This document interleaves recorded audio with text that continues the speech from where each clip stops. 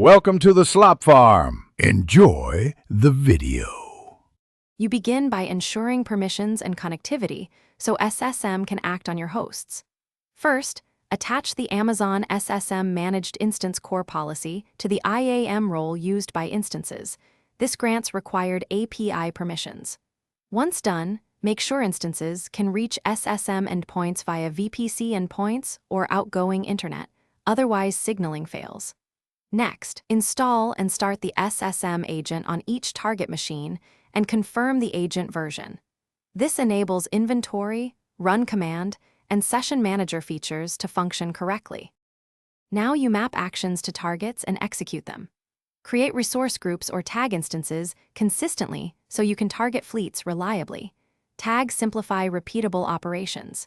Then use run command with documents like AWS run shell, script to push changes or gather logs.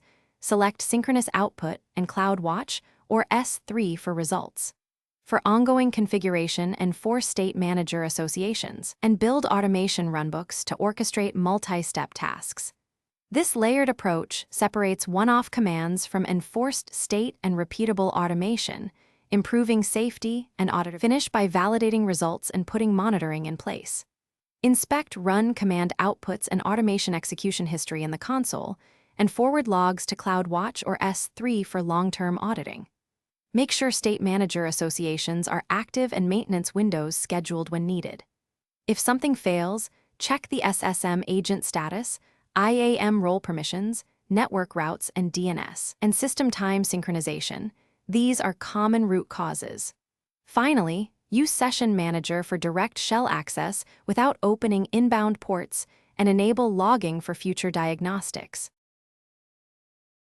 Thanks for watching. Consider subscribing if we helped you today.